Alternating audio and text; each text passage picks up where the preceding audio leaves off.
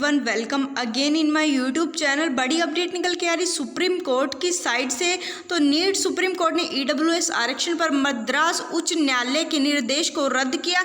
जी हां, आपको बता दें कि मद्रास एजेंसी ने पिछले महीने 27% ओबीसी आरक्षण के लिए केंद्र की अधिसूचना को बरकरार रखा था, लेकिन कहा था कि 10% ईडब्ल्यूएस को सर्वोच्च न्यायालय की मंजूरी के बिना अनुमति नहीं दी जा सकती है। तो क्या है कंप्लीट अपडेट हम लोग जान लेते हैं।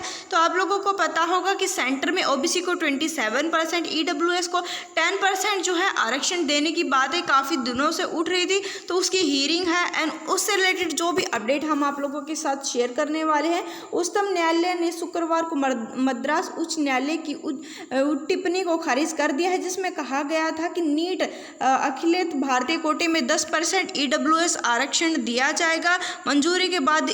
और उन्होंने बोला है कि ये जो आरक्षण है वो सर्वोच्च न्यायालय की जो मंजूरी है उसके बाद ही लागू किया। आरक्षण को जो है वो यहाँ पर बरकरार रखा गया है, जबकि ईडब्ल्यूएस आरक्षण को खारिज कर दिया गया। मद्रास एजेंसी ने पिछले महीने 27% ओबीसी के लिए केंद्र की अधिसूचना को बरकरार रखा था, लेकिन कहा था कि 10% ईडब्ल्यूएस को सर्वोच्च न्यायालय की मंजूरी के बिना अनुमति नहीं दी जा सकती है। तो ये है कंप्लीट है कि मद्रास उच्च न्यायालय पिछले महीने ही ओबीसी आरक्षण को लेकर याचिका पर फैसला सुना चुका था और 27 जुलाई 2020 के आदेश के परिणाम स्वरूप जो है 29 जुलाई 2021 के अकॉर्डिंग अनुसूचित जाति और अनुसूचित जनजाति और ओबीसी श्रेणियों के लिए आरक्षण प्रदान करने के क्रम से आरक्षण है, इस पर अप्रूवल मिल चुका है। ओबीसी का आरक्षण 101% दे दिया गया है। हालांकि जो 10% ईडब्ल्यूएस के आरक्षण है उसके संबंध में क्या कहा गया है कि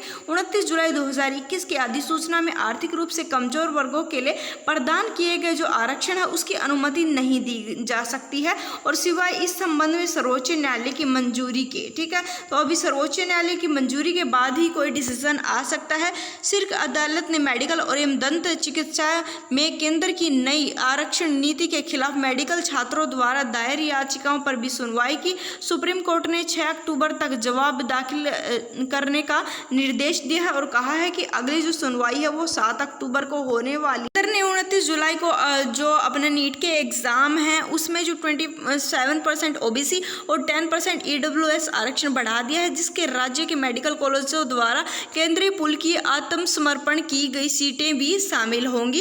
इसके बाद एनटीए को जो सनातन प्रवेश के लिए मेडिकल प्रवेश परीक्षा आयोजित समरी ये है कि ईडब्ल्यूएस जो है उसके आरक्षण पर अभी तक अप्रूवल नहीं मिला है, जबकि ओबीसी जो आरक्षण है उस पर अप्रूवल मिल चुका है। एंड इसकी जो नेक्स्ट हियरिंग रहने वाली है वो 7 अक्टूबर को होगी। नेक्स्ट जो भी फैसले होंगे वो 7 अक्टूबर को किए जाएंगे। क्या रहता है 7 अक्टूबर को जो भी फैसला आएगा हम आप लोगों के साथ ज़रूर शेयर करने वाले हैं। मिलेंगे एक नेक्स्ट न्यू अपडेट के साथ, नेक्स्ट वीडियो के साथ। Thank you.